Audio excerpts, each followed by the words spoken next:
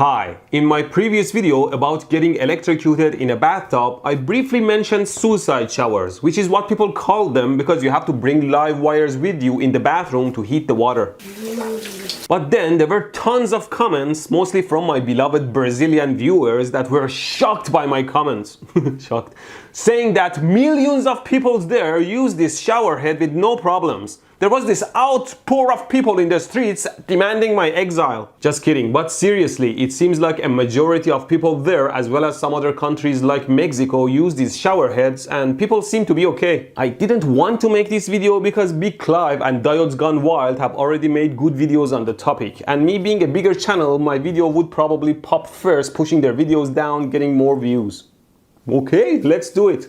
But I'll pick a different title so that our videos won't show in the same search. So I bought one of these from Amazon to try and see if I survive. Since you can buy these in Canada, you would assume that it's tested and safe.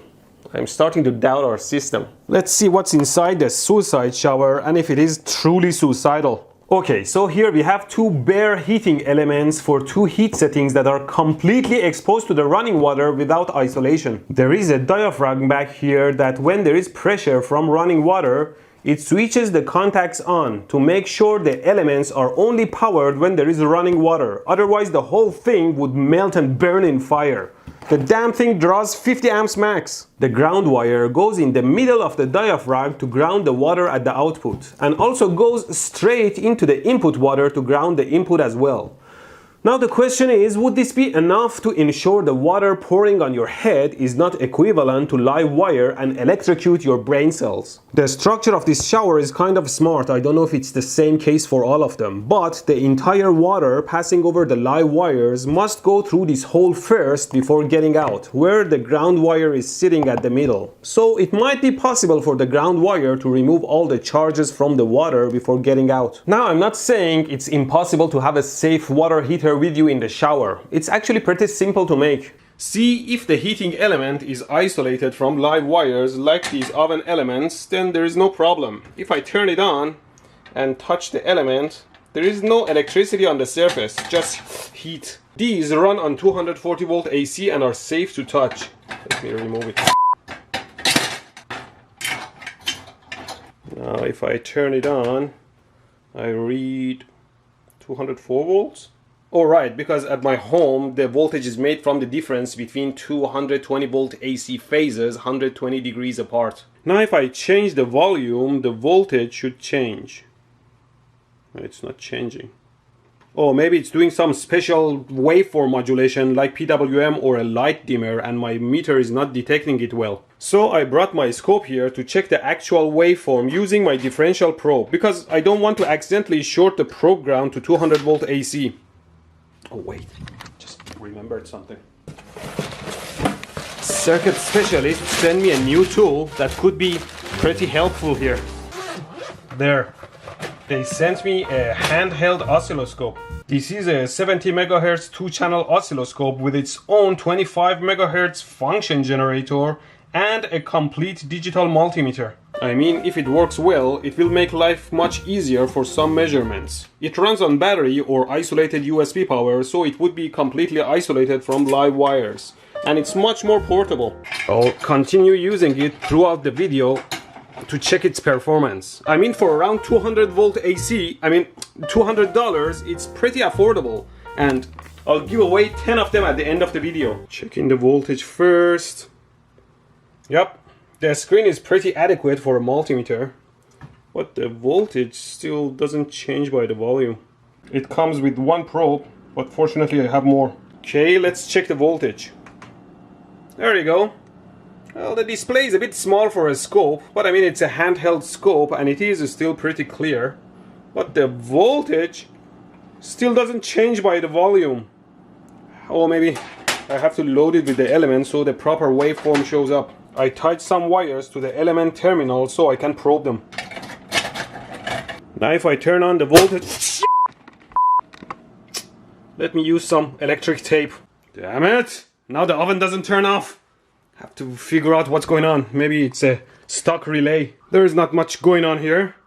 Maybe this switch is stuck or something. Okay, so this contact was welded to the one below, but they're disconnected now. You know, probing stuff, you have to be more careful. Well, I did find some leads and garbage thrown back here. Okay, back in business. Hopefully nothing gets shorted again. Just note that there is no ground between these two wires. Each one is one phase, both dangerous. There we go. The hell? The voltage still doesn't change. How does it adjust the temperature? Ooh, turned off. Oh, such an idiot. Yep, I'm an idiot. You work with fancy PWM control systems to drive loads and motors so much you forget stupid stuff like this oven work in simple ways. This thing is just 1 minute on, 1 minute off, 1 minute on, 1 minute off, and the on-off duration is controlled by this knob. Was it calling it a volume all this time? I'm not recording all of that shit again. The point is, this shower head could also be made of such an isolated heating element with proper electronics to more precisely control the heat. Let's go install it. I don't have a power outlet right here, unlike what it shows in the installation sheet, which is good.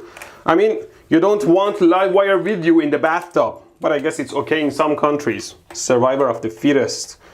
But this length of wire is not enough anyway. Okay, so I wired everything up and plugged in my power into the GFCI outlet to prevent me from death. Let's turn it on.